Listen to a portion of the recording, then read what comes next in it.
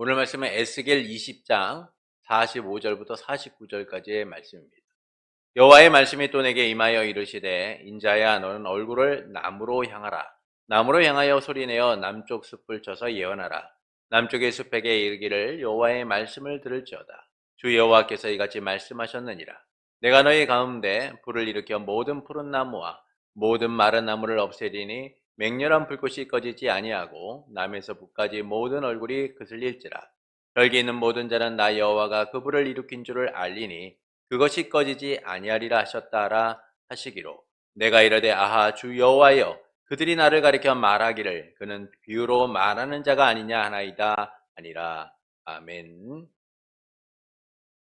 예수 그리스도 안에서 택해지고 예수 그리스도를 통해 구속받아 하나님의 자녀의 삶을 살아가는 성도 여러분을 예수님의 이름으로 축복합니다. 지난주 우리는 하나님의 회복에 대하여 함께 나누었습니다. 하나님께서 가나안 땅에 정착한 이스라엘의 실패와 에스겔 시대 유다의 실패에 대하여 말씀하신 후에 그분의 능하신 손과 편팔로 분노를 쏟아 다스리겠다라고 하시죠. 그리고 이스라엘 온 족속이 거룩한 산에서 하나님을 섬길 거라고 하십니다. 이를 위해 그들을 인도하시고 거룩하게 하시며 자기들이 행한 일을 기억하고 모든 악으로 인하여 스스로를 미워하게 되리라 라고 하시죠. 이는 이스라엘의 실패 속에서도 하나님의 성공을 보여줍니다. 하나님께서 친히 이스라엘을 회복시켜서 그들의 실패가 하나님의 실패가 되지 않음을 알리시는 거죠. 이를 위해 하나님께서는 왕으로서 새 출애굽을 이루시고 참된 회복을 주시는 거예요. 이 회복이 바로 예배의 회복인 겁니다. 단절된 하나님과의 관계가 회복되어서 하나님을 온전히 섬기고 하나님 백성으로 살아갈 수 있도록 하시는 거죠. 그리고 본문은 이제 유다의 심판에 대하여 말씀합니다. 하나님의 말씀이 에스겔에게 임하게 되죠. 하나님께서는 에스겔에게 얼굴을 남쪽으로 향하고 남쪽을 향해 외치며 남쪽의 숲을 향해 예언하라 라고 하십니다. 남쪽 숲을 향해 말하기를 이 여호와의 말씀을 들어라. 주 여호와가 말씀하시기를 너의 가운데 불을 놓아서 모든 푸른 나무와 모든 마른 나무를 없애고 맹렬한 불꽃이 꺼지지 않아서 남에서 북까지 모든 얼굴이 그슬릴지라. 모든 자는 여호와께서 그 불을 놓은 줄 알게 되고 아무도 불이 꺼지지 않는 것을 보게 될 거라고 하시죠. 이에 에스겔은 하나님께 그들이 자신을 비유하는 자다라고 말한다라며 탄식하게 됩니다. 이를 통해서 말씀하시는 바는 무엇일까요? 사람들은 듣기 좋은 말만 들으려고 합니다. 아무리 옳은 말이다라고 해도 마음에 찔림이 있으면 거부하고 싫어하죠. 내가 원하지 않는 말을 들으면 그것을 거부하고 싫어하게 됩니다. 스데반이 은혜와 능력이 충만하여서 백성 가운데 놀라운 일과 표적을 행하게 됩니다. 그러자 회당에 속한 몇 사람이 그와 논쟁을 벌이게 돼요. 스데반을 걷기에 벌인 논쟁에서 그들이 당해낼 수 없자 그들은 사람을 매수하여서 스데반이 하나님과 모세를 모독했다라고 말합니다. 이 때문에 스데반이 공회에 잡혀가게 돼요. 공회에 끌려가 신문을 받게 된 스데반은 모세와 하나님을 모독한 것이 사실이냐라는 대제사장 앞에서 아브라함부터 솔로몬에 이르기까지 하나님이 역사하셨으나 백성들이 선지자를 거부하고 하나님께 불순종했다라는 말을 하게 됩니다. 그러면서 너희 조상들이 핍박하지 않은 선지자가 있었느냐 하며 심지어 의인이 올 것을 예언한 자들을 죽였을 뿐만 아니라 의인으로 오신 예수님을 배반하고 죽이기까지 하였다라고 말합니다. 이 말을 듣고 그들은 마음에 찔려서 스데반을 향해 이를 갈게 되죠. 그들은 스데반의 말이 옳다라는 사실을 알았지만 거부하고 싫어합니다. 그것은 그들이 원하는 말, 듣고 싶은 말이 아니었기 때문이죠. 이처럼 사람들은 옳은 말이다라고 해도 그들이 원하지 않는 말을 하면, 찔리는 말을 하면 그것을 듣기 거부하고 분노하게 됩니다. 입에 발린 소리라고 해도 내가 듣기 좋고 듣고자 하는 말이면 그 자체로 좋아하게 되죠. 그러나 하나님께서는 좋아하는 말이 아니라 찔리는 말을 하라라고 하시는 거예요. 하나님께서는 에스겔에게 남쪽의 숲을 향하여 예언하라라고 하십니다. 모든 푸른 나무와 마른 나무를 태워 없애며 맹렬한 불꽃이 꺼지지 않아 남에서 북까지 모든 얼굴이 그슬릴 것이며 혈기 있는 모든 자는 하나님께서 불을 일으킨 것과 그 불이 꺼지지 않는 것을 보게 될 거라고 하시죠. 이처럼 하나님께서는 듣기 좋은 말이 아니라 듣기 싫은 심판에 대하여 말씀하라 라고 하시는 거예요. 그러나 그들은 들으려고 하지 않습니다. 들어도 이해할 수 없다라며 무시를 하죠. 그래서 에스겔은 하나님에게 오히려 그들이 자신을 비유로 말하는 자다라고 한다며 탄식합니다. 심판의 말씀을 듣고 회개하는 것이 아니라 알아듣지 못하는 소리를 한다라고 그들은 무시하고 있는 거예요. 그것은 그들이 원하는 것이 아니기 때문이죠. 그들이 원하는 말은 무엇입니까? 하나님의 심판이 아니라 하나님의 구원하심이 그들에게 있을 것이다 라는 소식을 듣기를 원하는 거예요. 그들은 안전하다라는 이야기를 듣고 싶었던 겁니다. 그들의 대적 바벨론이 무너질 거라는 소식을 듣기를 원한 것이죠. 그러나 들려오는 소리는 그들에게 심판이 임할 것이고 하나님의 진노가 임할 것이라는 소식을 듣는 순간 그들은 이를 거부하며 에스겔에게 너는 비유로 말하는 자다라며 조롱하고 있는 것이죠. 그러나 하나님께서는 모든 자가 심판을 받게 될 거라고 하시고 계신 거예요. 이를 통해서 말씀하시는 바는 무엇일까요? 하나님의 심판에는요, 차별이 없음을 말씀해 주고 있는 거예요. 모든 자가 하나님의 심판 안에 있다라는 겁니다. 심판을 받게 된다라는 것이죠. 이 말씀은 21장에 나오는 칼의 노래와 연결되어 있는 말씀으로서 하나님의 심판에 대하여 말씀합니다. 하나님께서는 차별 없는 심판과 심판의 엄중함을 지금 말씀하고 계신 거예요. 이는 단순한 경고가 아니라 하나님이 주권적으로 모든 자에게 행하실 심판이다라는 사실을 알려주고 있는 것이죠. 그래서 본문은 우리에게 세 가지를 알려줍니다. 첫째는 하나님의 심판이 향하는 곳이 있다라는 사실을 알려줘요. 본문 45절부터 46절을 보시겠습니다. 45절부터 46절입니다. 함께 읽겠습니다. 여호와의 말씀이 또 내게 임하여 이르시되 인자야 너는 얼굴을 남으로 향하라. 남으로 향하여 소리를 내어 남쪽의 숲을 쳐서 예언하라. 자, 하나님께서는 에스겔이 심판을 향하는 곳이 남쪽이다라고 말씀하세요. 그 대상이 남쪽의 숲이라고 말씀하죠. 남쪽의 숲은 예루살렘과 그 백성을 이야기해주고 있는 겁니다. 21장은 바로 그 내용을 좀 더 구체적으로 우리에게 알려주고 있죠. 이는 심판의 임박성과 예루살렘이 하나님의 진노 아래 있게 될 것을 알려주고 있는 거예요. 이처럼 하나님은 그분의 심판이 향하는 곳이 다른 곳이 아니라 바로 하나님의 백성이 있는 예루살렘임을 알려주고 있는 것이죠. 둘째는 하나님의 주권에 의한 차별이 없는 심판이 진행됨을 말씀해주고 있습니다. 본문 47절부터 48절을 보시겠습니다. 함께 읽겠습니다.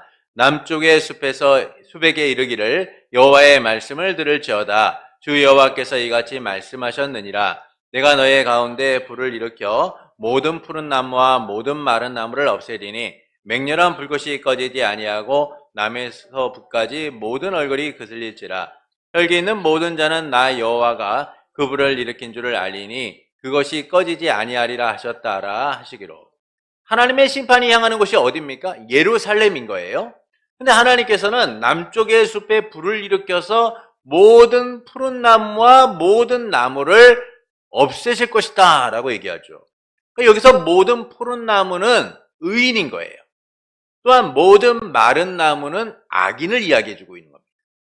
그런데 하나님께서 의인과 악인을 없앨 것이다 라고 말씀하고 있는 거예요. 이건 매우 충격적인 말씀이죠. 맹렬한 불꽃이 꺼지지 않고 남에서 북까지 모든 얼굴이 그슬릴 거라는 거예요. 이는 하나님의 심판이 누구도 예외 없이 이루어지게 될 것이다 라는 겁니다. 하나님의 심판에는 차별이 없다라는 거예요. 하나님의 심판으로 인해 유다의 멸망과 그 백성의 추방이 모든 이들에게 해당된다라는 사실을 알려주고 있는 것이죠. 이 심판은 하나님께서 바벨론을 통해 이루실 심판을 이야기해주고 있는 겁니다. 예루살렘을 바벨론에게 넘겨주셔서 예루살렘에 있는 모든 자가 하나님의 심판을 받게 된다라는 것이죠. 의인이나 악인이나 모든 자가 하나님의 심판 앞에 놓이게 된다라는 거예요. 모두에게 차별 없는 심판이 유다 전역에 나타나게 될 것이다 라는 겁니다. 그때 모든 백성이 하나님께서 그 불을 일으키신 것과 그 불이 꺼지지 않는 것을 보게 될 거다라고 말씀하세요. 심판이 하나님이 주권적으로 행하시는 일이며 그 심판이 매우 혹독하고 엄중하다라는 사실을 모두가 깨닫도록 만드시겠다라는 겁니다. 이처럼 하나님의 심판은 차별 없이 모두에게 임하는 심판인 거예요. 그래서 그 심판은 모두가 책임져야 할 심판이며 확정된 심판인 겁니다. 모두가 함께 고통받는 혹독한 심판인 것이죠. 이를 위해 하나님께서는 바벨론을 들어서 예루살렘의 죄를 철저하게 심판하고 그들이 그 심판의 엄중함과 혹독함 가운데 있도록 만드시겠다라는 거예요. 누구도 피할 수 없는 심판이 그들 앞에 있음을 알리시는 겁니다. 그리고 이 같은 하나님의 심판은 우리가 종말의 시대를 사는 우리 앞에도 있다라는 사실을 알게 되죠. 예수 그리스도께서 다시 오실 그날 모든 자들, 산자나 죽은 자나 의인이나 악인이나 모든 자들이 하나님의 심판대 앞에 서게 되기 때문이죠. 이 심판은 우주적 심판으로서 세청자를 위한 최후의 심판인 거예요. 그러나 본문의 심판과 다른 점은 모두가 하나님의 심판대 앞에서 서게 되지만 결말이 다르다는 거예요. 생명책에 기록된 구원받은 백성은 영원한 생명을 누리고 구원받지 못한 자들은 그들의 행위에 따른 심판을 받아 영원히 꺼지지 않는 불못에 거하게 된다라는 겁니다. 이처럼 본문의 심판과 예수님이 다시 오심을 통해 이루어질 종말론적 심판은 그 대상에 있어서는 같지만 결말에 있어서는 확연한 차이가 있다라는 거예요. 예수를 믿느냐 믿지 않느냐에 따라서 심판대 앞에서 모든 이가 다른 결말을 맞이하게 될 것이기 때문인 겁니다. 그럼에도 우리가 말씀을 통하여 기억해야 하는 것은 하나님의 차별 없는 심판이 우리 앞에 있다라는 거예요. 이것을 우리가 항상 기억하고 하나님의 말씀에 순종하는 삶들이 이루어져야 된다라는 겁니다. 하나님께서는 우리를 공의로서 심판하시는 분이다라는 사실을 우리는 항상 기억하며 하나님 앞에 바로 서도록 힘써야 된다라는 것이죠. 왜냐하면 하나님의 심판은 차별이 없기 때문이에요.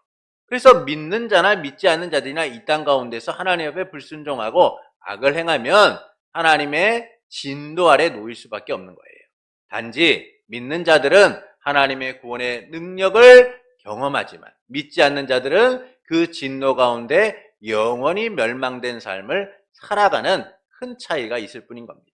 셋째는 사람들의 반응인 거예요. 본문 49절을 보시겠습니다. 내가 이르되 아하 주 여호와여 그들이 나를 가리켜 말하기를 그는 비유로 말하는 자가 아니냐 하나이다 하니라. 하나님의 차별 없는 심판이 임함으로 예루살렘은 멸망하고 그 백성은 추방되어 혹독한 고통의 나날을 보내야 돼요.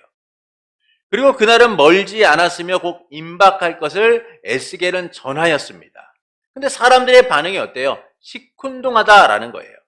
그들은 임박한 심판을 두려워하거나 염려 속에서 어떻게 해야 되지? 라고 묻는 것이 아니라 오히려 에스겔의 말을 농담이나 비유 정도로 여기며 조롱하고 멸시하라는 거예요. 에스겔을 향해 비유로 말하는 자다라고 조롱하고 멸시한 것이죠. 하나님의 심판이 선언되었으나 오히려 농담으로 우습게 여겼다라는 겁니다.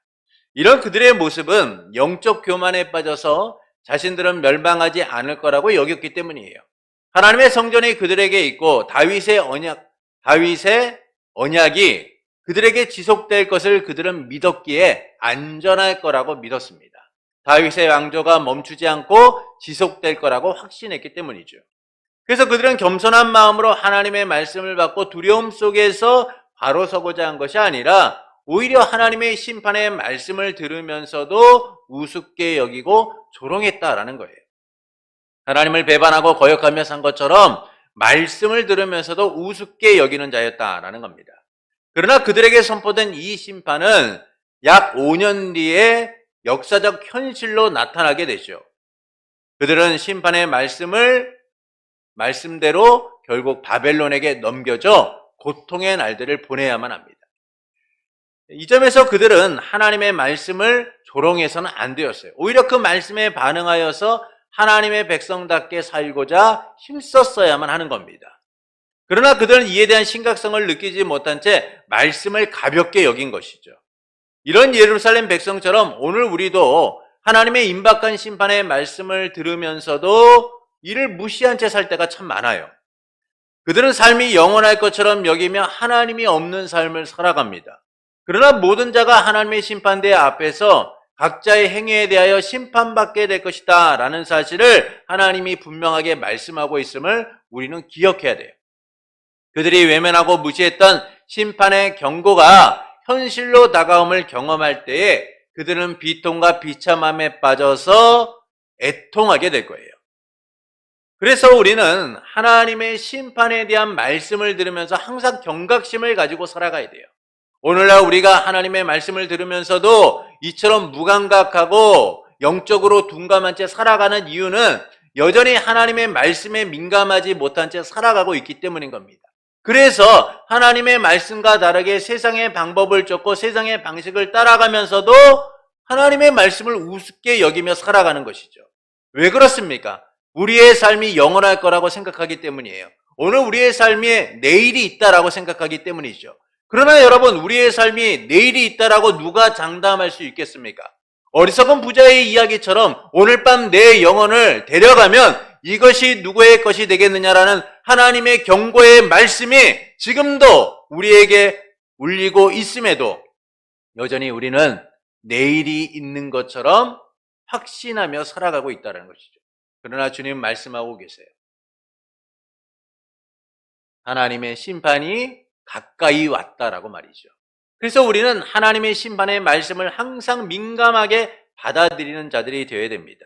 그것은 심판에 대한 두려움과 염려가 아니라 하나님의 백성으로 살지 못하고 있는 내 삶에 대한 비통과 애통 속에서 하나님께 반응하는 삶이 되어야 된다는 것이죠. 그래서 우리는 심판의 경고를 무시하고 가볍게 여기는 이들과 같은 삶이 아니라 오늘도 하나님의 말씀에 민감하게 반응하여서 어떻게 하나님의 뜻 가운데 살아갈 것인가를 힘쓰는 자들이 되어야 된다라는 겁니다. 겸손히 말씀의 경고를 받는 삶이 되어야 하는 것이죠. 이를 통해 하나님께서는 우리가 어떻게 살아가기를 원하실까요? 경고의 말씀에 귀를 기울이기를 원하시는 거예요. 경고의 말은요, 내 편의를 따라 쉽게 무시해서는 안 되는 겁니다. 경고의 말을 무시하는 순간 경고문에 적힌 결과가 내 삶에 일어나기 때문이에요. 그러나 많은 사람이 이 경고의 말이 나와는 상관없는 것처럼 여기며 살아갑니다. 내게는 일어나지 않을 것처럼 여기며 살아가죠. 여러분, 우리 주변에는 얼마나 많은 경고들이 있습니까? 무단횡단하지 마세요. 음주운전하지 마세요. 또 그의 여러 죄에 대한 많은 경고들을 우리는 들으며 살아요. 그런데도 우리 주변에는 그와 같은 경고를 무시한 채 아무렇지 않게 살아가다가 결국 그 경고의 결과가 자기의 삶이 되고 자기의 인생을 망치는 결과로 나타나는 이들을 보게 될 때가 참 많죠. 그럼에도 불구하고 많은 이들이요, 여전히 경고의 말을 무시한 채 살아요. 특히 하나님 백성된 우리는 하나님이 하시는 경고의 말씀에 귀를 기울여야만 해요. 이 경고는 세상의 경고처럼 불확실하거나 또는 어쩌다 일어나는 일이 아니기 때문이에요. 하나님의 경고는 확실하며 확정적이고 정해져 있기 때문이죠. 그래서 우리는 하나님이 말씀이 일어날지도 모른다가 아니라 반드시 일어날 일이라는 사실을 항상 경계하며 살아갈 수 있어야 하는 겁니다. 그래서 하나님의 말씀에 귀를 기울이고 반응해야 하는 것이죠. 경고의 말씀을 받아들이고 순종하는 삶을 살아가야 되는 거예요. 그러나 우리도 경고의 말씀에 귀를 기울이기보다는요, 한 귀로 듣고 흘릴 때가 참 많습니다.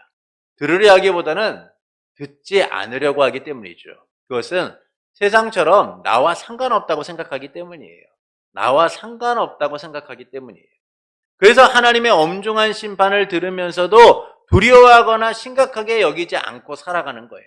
하나님이 말씀하신 바를 나와는 상관없는 일인 것처럼 무시하고 외면하고 살아가는 겁니다. 저녁 때 소돔 성문에 앉아있던 롯은 두 천사를 영접하게 됩니다. 그는 두 천사에게 집으로 갈 것을 간청하고 그들은 롯을 따라 집으로 들어가게 되죠. 그리고 두 천사를 통해서 롯은 하나님께서 이곳을 멸하시려고 그들을 보내셨다라는 말을 듣게 됩니다.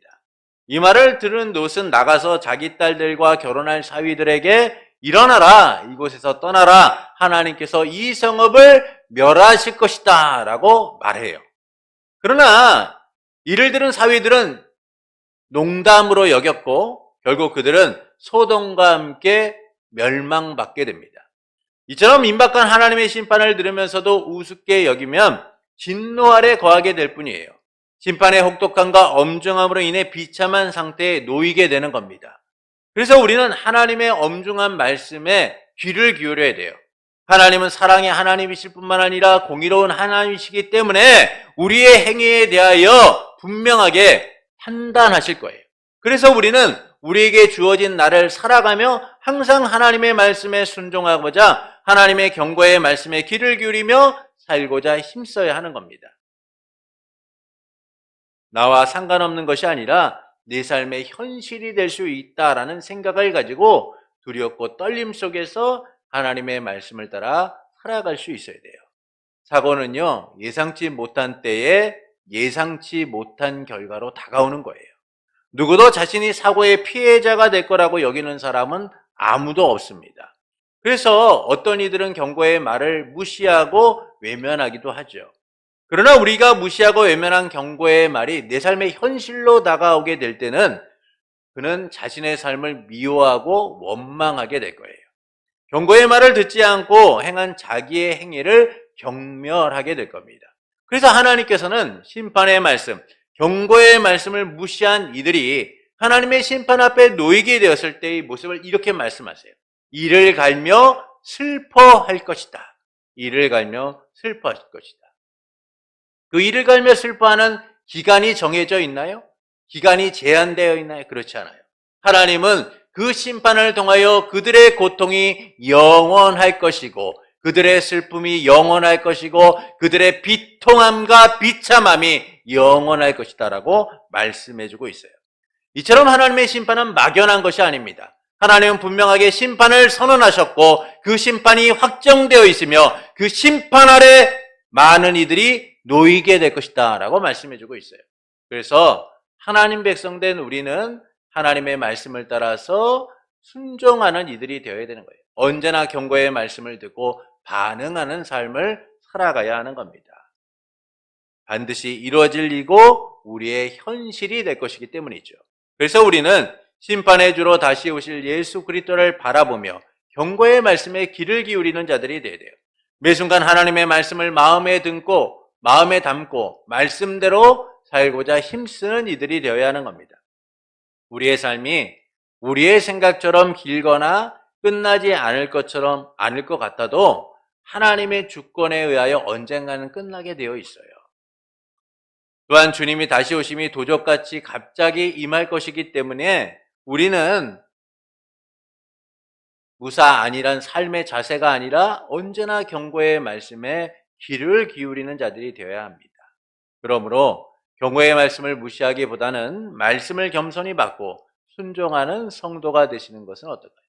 심판의 임박성을 인식하면서 주어진 날을 말씀에 반응하는 성도가 되시는 것은 어떨까요? 사랑하는 성도 여러분, 하나님께서는 에스겔에게 남쪽의 숲을 향해 예언하라 라고 하십니다.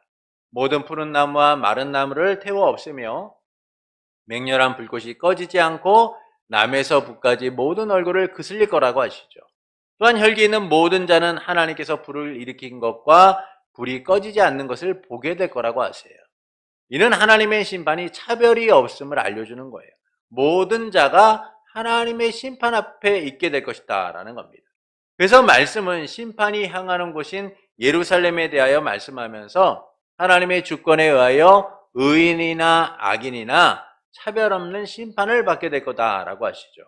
이 심판은 바벨론의 침략으로 예루살렘이 멸망받는 임박한 심판이다라는 겁니다.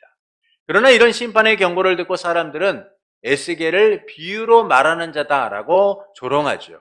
그들은 영적 교만과 무감각에 빠져서 하나님의 심판을 들으면서도 깨닫지 못한 거예요. 심판이 그들 앞에 다가와 있음에도 불구하고 알지 못한 겁니다. 이들처럼 우리도 임박한 종말론적 심판을 앞에 두고 있어요. 언제 주 예수 그리스도께서 오실지 아무도 몰라요.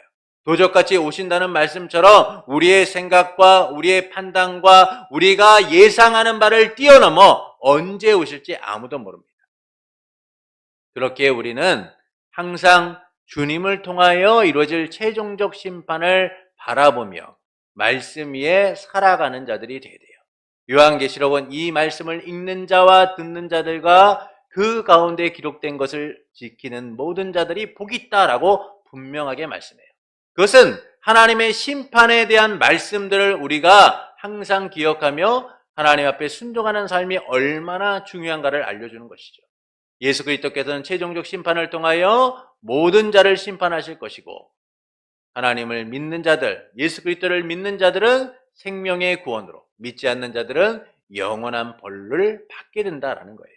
그래서 우리는 무감각하게 살아가는 이들이 아니라 언제나 심판의 말씀에 귀를 기울이고 살아가는 이들이 되어야 된다라는 겁니다. 이를 통하여 하나님께서는 우리가 어떻게 살기를 원하실까요? 경고의 말씀에 귀를 기울이기를 원하시는 것이죠. 그러나 우리도 경고의 말씀에 귀를 기울이기보다는 한기로 흘릴 때가 참 많아요. 그것은 세상처럼 나와는 상관없다라고 여기기 때문이죠. 그래서 말씀을 들으면서도 경각심을 갖지 않고 가볍게 여기며 살아요. 두려워하거나 심각하게 받아들이는 것이 아니라 내 일이, 내 삶이 지속될 것처럼 안전한 것처럼 여기며 살아가는 것이죠. 그러나 하나님의 심판은 임박했고 확정되어 있어요. 만약 우리의 생이 끝나는 기간이 제한되어 있다면 우리는 어떻게 살 것 같습니까? 아마 우리의 날들을 헛되지 않게 보내기 위하여 힘쓸 거예요. 하나님의 말씀 앞에 혹시 내가 잘못된 삶을 살았지 않은가 고민하며 회개하고 바른 삶을 살고자 힘쓸 겁니다. 그러나 우리의 날이 언제 끝날지 모르기에, 주님이 언제 오실지 모르기에 우리는 여전히 안일하고 나태한 삶의 자세를 가지고 하나님의 말씀을 한 귀로 듣고 한 귀로 흘리며 살아가죠. 그러나 우리가 그렇게 가볍게 여기고 무시하며 살았던 그 심판은 하나님의 말씀대로 반드시 이루어질 것이고 확정된 심판이다라는 겁니다. 그래서 우리는 모든 자가 다 하나님의 심판대 앞에 서게 될 것을 기억하며 말씀에 귀를 기울이고 순종하는 삶을 살아야 하는 겁니다. 그러므로 경고의 말씀을 무시하기보다는 말씀을 겸손히 받고 순종하는 성도가 되시는 것은 어떨까요? 심판의 임박성을 인식하며 주어진 날을 말씀에 반응하는 성도가 되시는 것은 어떨까요? 그때 우리는 하나님의 말씀을 귀히 여기며 말씀을 따르는 삶을 살게 될 겁니다. 심판이 아닌 구원의 은혜가 얼마나 풍성한지를 누리며 감격 속에서 맞이하게 될 겁니다. 그러므로 임박한 심판의 말씀을 겸손히 받아 말씀대로 살기를 원하는 성도 여러분에게 심판의 주로서 모든 자를 심판하실 삼위일체 하나님으로 인하여 심판이 아닌 구원의 은혜를 풍성히 누리며 날마다 주 앞에 바로 서가는 복된 삶이 되기를 예수님의 이름으로 축원합니다.